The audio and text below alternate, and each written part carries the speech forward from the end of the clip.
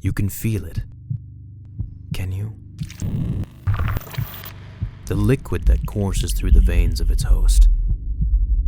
This liquid, this power, has nothing to do with anyone else than his own cause. Despite gaining control over human and animal bodies, he had the potential beyond all imaginable bounds of life. He was a god without any written scripts or unworldly powers. This was how the world flipped upside down, by the hand of only one man.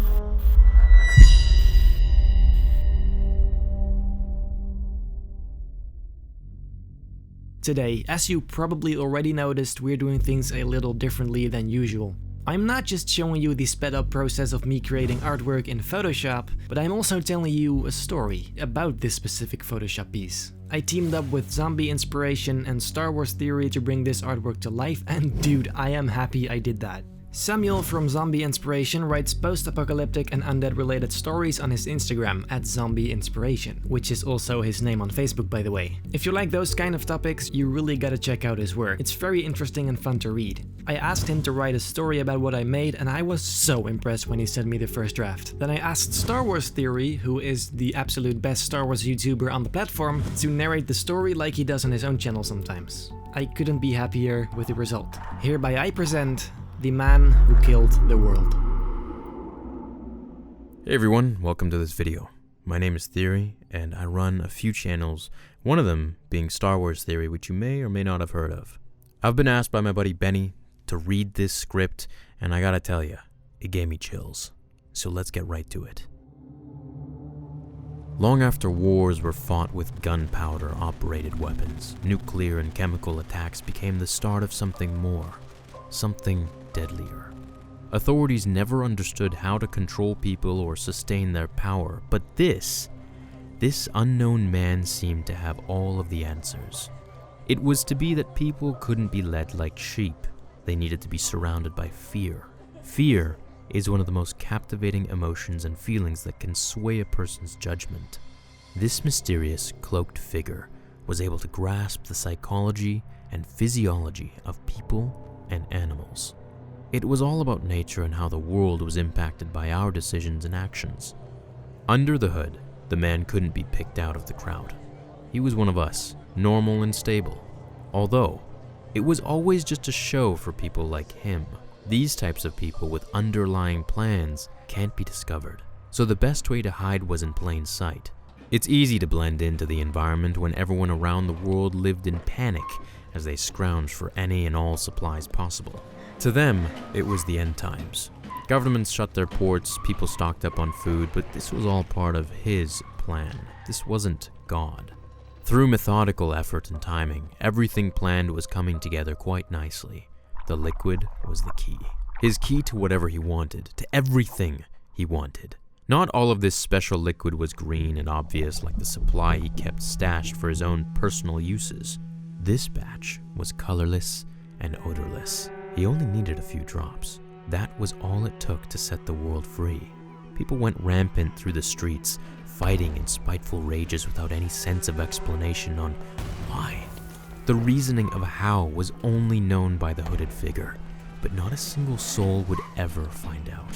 This chemical concoction was the flame to light the fuse of the world that remained unlit for too long. Police officers and military forces teamed up together to fight the invisible threat that laid embed in their own loved ones. Pitted against pulling the trigger on familiar faces, bloodshed was definite. Bodies lined sidewalks and along streets. It was complete anarchy. The entire world endured everything just to watch what humanity had built fall in a matter of days. Under all of the rubble and debris that the chaotic unrest left, the hooded man remained unscathed.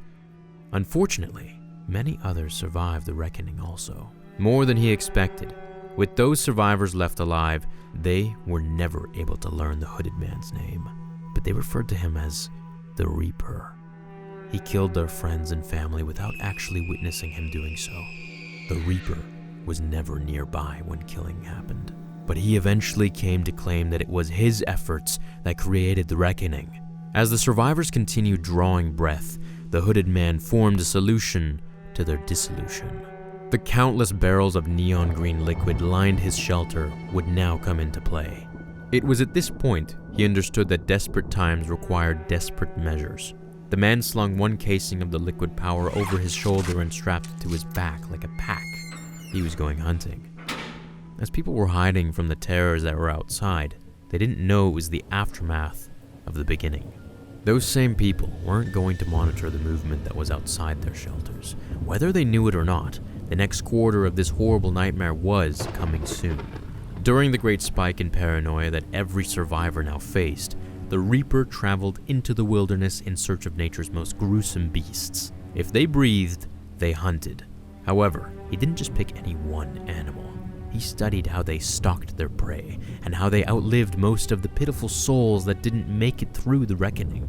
Each beast he selected, he pricked with the needle that injected the green stimulant into their muscular bodies. Unlike every person filled with rage that added the reckoning, the animals that were injected with the green liquid didn't try to harm the man that fed them the power. The neon liquid was what kept the Reaper in charge. He kept the ferocious beasts hungry for more of his supply. It acted as the best and most nutritious fuel. The hooded man supplied it to the animals in timed doses, keeping them obedient, but fueled enough to prowl the hunting grounds. Each second the hooded man was outside of the boundaries of where civilization once laid was another second wasted towards his cause. He was mindful on his time management, but understood that he could be even more efficient. Before he knew it, this evil guide led multiples of beasts into the concrete jungles. By a flick of a finger, twist of a wrist, and a blow of a whistle, the mind-controlled animals sniffed and tracked scents. They were what they were originally used for: predators. Wolves and hyenas thrusted their nimble and swift bodies inside apartment buildings and houses. Bigger animals like bears searched department stores and restaurants. The biggest of them all, elephants, charged into warehouses and barns. Leading with their trunks and ivory tusks, these gigantic beasts burst into structures to hunt whoever was left hiding in the dark corners of the world. The zoo of animals hunted the frightened people, tearing their innards out and into the streets. Fresh blood painted over the old stains from the reckoning before. Anyone left alive could hear their neighbors be clawed and chewed to pieces. Screams echoed through the cold air like an alluring smell of fresh cookies. Anyone left could only wonder if they were the beast's next target. The Reaper's goal was coming closer than he'd initially anticipated, but there was more to purge from the world of filth and disgust. With the amounted knowledge he wielded, there was more to his plan than clearing what stains walked the face of the planet. There was more to infect and even more to kill. But killing wasn't the end of it. After inserting his power and dominance over the crippled world, his efforts were to turn towards nature itself. Anything in the wilderness was next.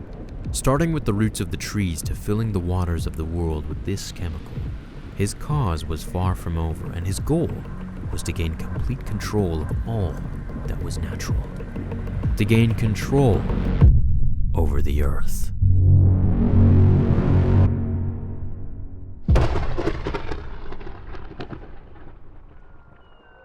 Huge thanks to both Samuel from Zombie Inspiration and Star Wars Theory. Without these two, I would have never been able to pull this off. Make sure to check out their social media in the description below. And also, if you like this format where I present you with a story about what I made, do make sure to let me know in the comments. Then I know this is a thing to do more often. I myself really like it, so, well, yeah.